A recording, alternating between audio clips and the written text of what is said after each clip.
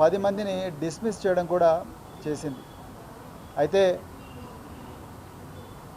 ఒక రేవంత్ రెడ్డి గారే ఎలక్షన్ల సమయంలో ఎక్కడ లేని విధంగా ఏక్ పోలీస్ విధానం తెలంగాణలో తీసుకొస్తాం, పోలీసు కానిస్టేబుల్ల పరిస్థితి అత్యంత దయనీయంగా ఉంది, హృదయ విదారకంగా ఉంది అని చెప్పేసి ఇప్పుడున్న ముఖ్యమంత్రి హోంమంత్రి రేవంత్ రెడ్డి గారే ఆనాడు పోలీసు శాఖ సిబ్బందికి మరి హామీ ఇవ్వడం జరిగింది.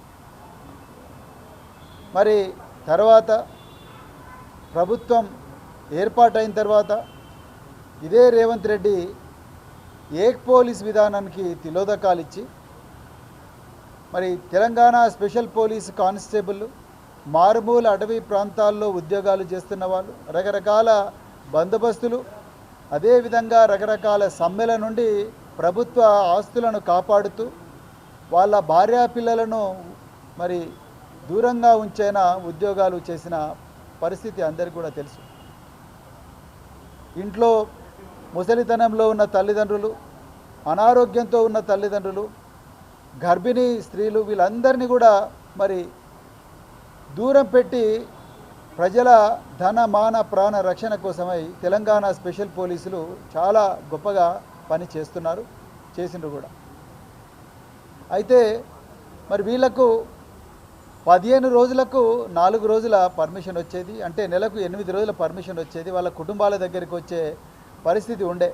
అయితే మరి రేవంత్ రెడ్డి ప్రభుత్వం ఆ 8 రోజుల పర్మిషన్ విధానం తీసేసి నెలకు 4 రోజులు ఇస్తామంటే మొట్టమొదట నిరసనకు దిగింది కొంతమంది ఆ కానిస్టేబుల్కు చెందిన కుటుంబాలు. ఆ కుటుంబాలు రోడ్డు మీదకి వచ్చి నిరసన ప్రజాస్వామ్యబద్ధంగా శాంతియుతంగా తెలిపితే వాళ్ళ భర్తల మీద సస్పెన్షన్ వేసిండ్రు ఉన్నతాధికారులు. మళ్ళీ వెంటనే అన్ని పార్టీలు కూడా దాన్ని నిరసిస్తే వెంటనే సస్పెన్షన్ను వెనక్కి తీసుకున్నారు. మరి ఉన్నతాధికారులు ఈ సమస్యను పరిష్కరించాల్సింది పోయి ముఖ్యమంత్రి ఈ కానిస్టేబుల్ అందరినీ తన జూబ్లీహిల్స్ బంగళాకు పిలిపించుకోవాల్సింది పోయి, లేకపోతే సెక్రటరియట్లో తన అధికార ఏదైతే ఆఫీస్ ఉన్నదో అక్కడికి పిలిపించుకోవాల్సింది పోయి పూర్తిగా సమస్యను జటిలం చేసే ప్రయత్నం మరి రేవంత్ రెడ్డి గారు చేసింది. దానివల్ల ఒక నల్గొండలో అన్నేపర్తి బెటాలియన్లో మొదలైన నిరసన ప్రతి చోట కూడా కుటుంబాలు రోడ్డు మీదకి వచ్చినాయి. అది మామునూరులో కావచ్చు, సిరిసిల్లలో కావచ్చు, ములుగులో కావచ్చు, ఇంకా చాలా ప్రాంతాల్లో కావచ్చు. అయితే భార్యలు తల్లిదండ్రులు రోడ్డు మీదకి వస్తే భర్తల మీద యాక్షన్ తీసుకున్నారు. అదేవిధంగా అప్పటి వరకు సరిగ్గా నిర్వహించని దర్బార్ను మరి అప్పుడు కమాండెంట్లు ఆదరాబాదరగా, తర్వాత జిల్లా ఎస్పీలు దర్బార్లు నిర్వహించి వీళ్ళందరి సమస్యలు కూడా తీసుకున్నారు.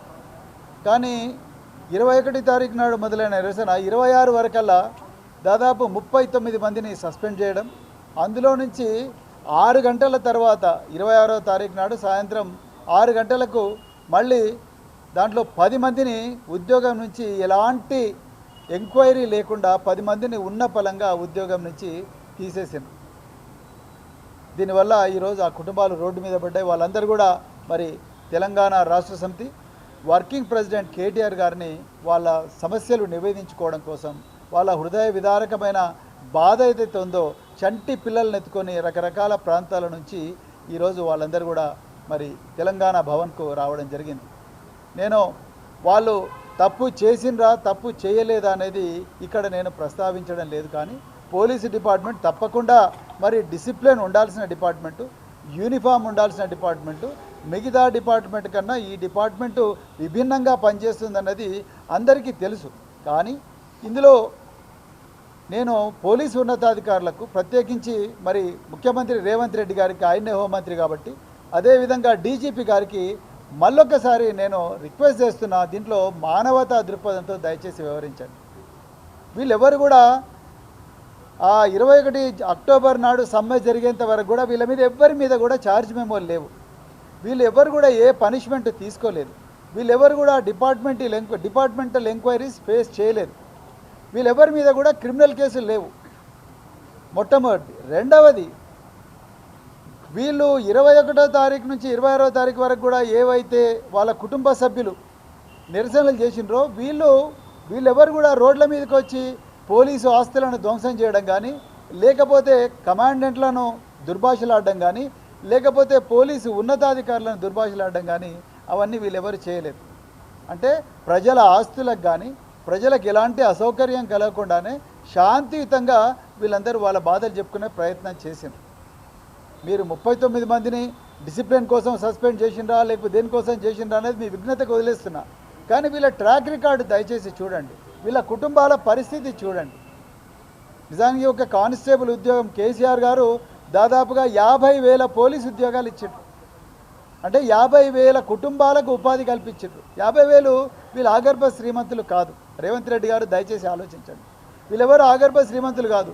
వాళ్ళు ఒక్కరోజు కూడా మిమ్మల్ని దుర్భాషలాడడం కానీ, లేకపోతే మీ మంత్రులను దుర్భాషలాడడం కానీ, లేకపోతే మీ ఉన్నతాధికారులు దుర్భాషలాడడం కానీ చేయలేదు. వాళ్ళ బాధ చెప్పుకోవడానికి వచ్చిండ్రు. వాళ్ళ బాధ చెప్పుకొని వాళ్ళ భార్యలు వచ్చిండ్రు అంతే తప్ప వాళ్ళు రాలేదు. వాళ్ళు ఒకవేళ లోపల ఏమన్నా చేసినా యూనిఫామ్ వేసుకొని వాళ్ళ ఆఫీసర్లకు పోయి చెప్పుకున్నారు మీరు ఇచ్చిన దర్బార్లలో తప్ప వాళ్ళెవ్వరు కూడా మరి తుపాకులను ధ్వంసం చేయడం కానీ, లేకపోతే పోలీసు వాహనాలను ధ్వంసం చేయడం కానీ, ప్రజలకు అసౌకర్యం కలిగించడం కానీ, బస్సులను దగ్ధం కానీ చేయలేదు. అయినా వాళ్ళు కూడా ఈరోజు బాధపడతా ఉన్నారు. అయ్యో మరి మేము ఇంత కష్టపడి ఉద్యోగం తెచ్చుకున్నాం, ఇవాళ మా భార్య పిల్లలందరూ రోడ్డు మీదకి వచ్చిండ్రు, మా భర్తలు ఇవాళ రోడ్డు మీద ఉన్నారు, మేము ఏం చేసుకోలేని పరిస్థితి.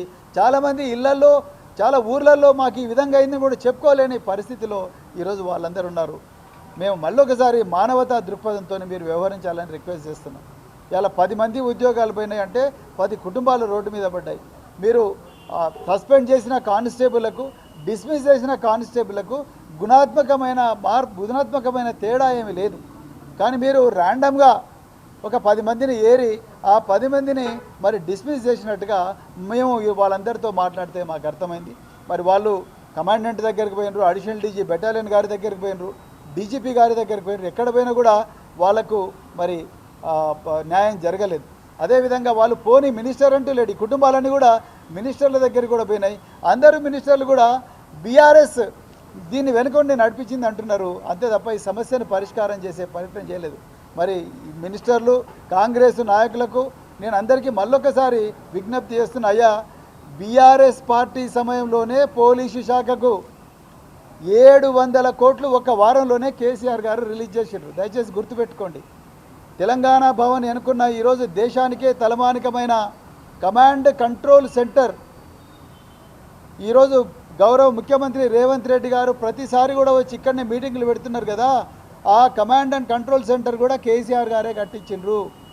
దేశంలో ఎన్నడూ లేని విధంగా 50,000 పోలీసు కానిస్టేబుల్ ఉద్యోగాలు ఇప్పించింది కేసీఆర్ గారే.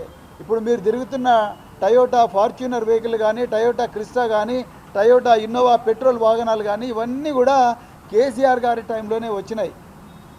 ఇలా పోలీస్ స్టేషన్లు అత్యంత అధునాతనమైన పోలీస్ స్టేషన్లో ISO 2001 సర్టిఫికేషన్ ఉన్న పోలీస్ స్టేషన్లు కానీ, 8 కమిషనరేట్లు కానీ తెలంగాణలో కేసీఆర్ గారి టైంలోనే వచ్చినాయి. మాకు ఈ కానిస్టేబుల్ను ముందరబెట్టి వాళ్ళ ద్వారా రాజకీయాలు చేయాలన్న కుళ్ళు కుతంత్రాలు మాకు లేవు. దయచేసి గుర్తుపెట్టుకోండి కాంగ్రెస్ నాయకులారా, రేవంత్ రెడ్డి గారు. కేటీఆర్ గారు సిరిసిల్ల పోతుంటే పాపం ఒక మాజీ మంత్రి గారు వచ్చారు, ఆ ప్రాంత ఎమ్మెల్యే వచ్చినని మహిళలందరూ పోయి ఆయన వాళ్ళ గోడు ఆయనకు వినిపించుకున్నారు.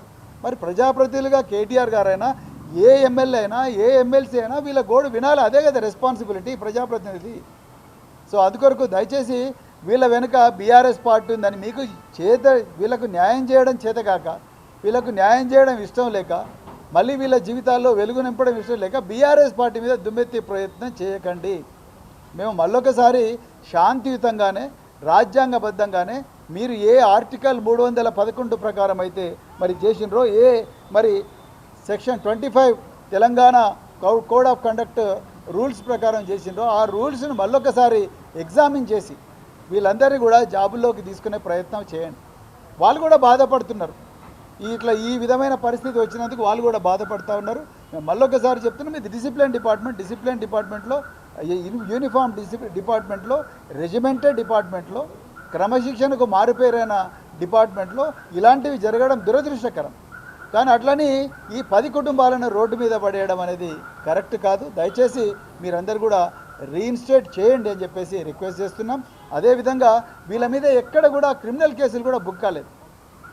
చాలామంది గర్భిణీ స్త్రీలు మరి రోడ్ల మీదకి వస్తుంటే మేము తాళలేక వాళ్ళందరికీ సంఘీభావం ప్రజాస్వామ్యబద్ధంగా మా తెలంగాణ భవన్ నుంచే తెలిపినాం తప్ప మేము వచ్చి రోడ్లు బ్లాక్ చేయడం కానీ లేకపోతే మేము వచ్చి బస్సులు దగ్గర చేయడం కానీ చేయలేదు రేవంత్ రెడ్డి గారు.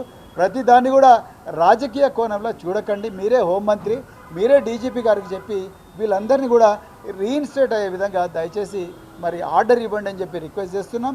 అదేవిధంగా మరి కేటీఆర్ గారి ఆదేశాల మేరకు తప్పకుండా ఈ కుటుంబాలందరికీ కూడా మేము అండగా ఉంటాం. వాళ్ళు చేసే ఈ న్యాయబద్ధమైన రాజ్యాంగబద్ధమైన పోరాటంలో చివరి వరకు కూడా వాళ్ళకు అండగా ఉంటాం. ఈ కుటుంబాలకు మాత్రమే కాదు, తెలంగాణలో ఏ ఉద్యోగికి అన్యాయం జరిగినా, ఏ ఉద్యోగికి జీతం రాకపోయినా, ఏ ఉద్యోగి అక్రమంగా సస్పెండ్ అయినా, ఏ ఉద్యోగి కూడా ప్రమోషన్లలో ఇబ్బంది అయినా కూడా దయచేసి మీరు తెలంగాణ భవన్కు రండి. అక్కడ మీరు ప్రజావాణి పేరుతోని ప్రజాభవన్లో వీళ్ళకు న్యాయం జరగడం లేదు అనేది చాలా క్లియర్గా అర్థమవుతున్నది.